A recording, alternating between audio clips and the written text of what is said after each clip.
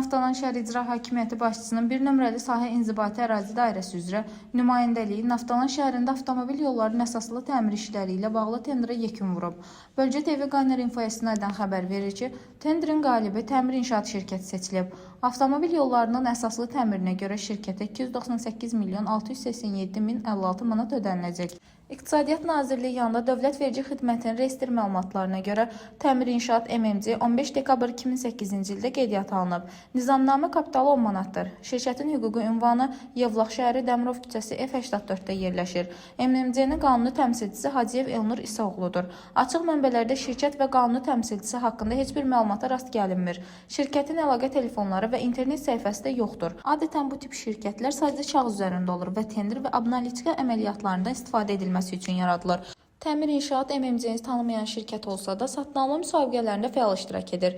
Şirkət təkcə oktyabr ayında 1 milyard 216 milyon 852 min 99 manatlıq sifariş alıb.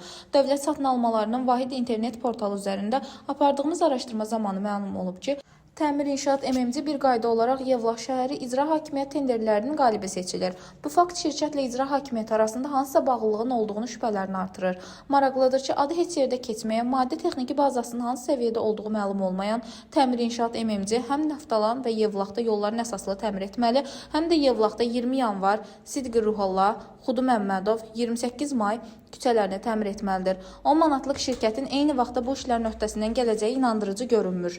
Naftalan şəhər İcra Hakimiyyətinin başçısı Vüqar Novruzovdur. Onun bir nömrəli sahə inzibati ərazi dairəsi üzrə nümayəndəsi isə Tural Məmmədovdur.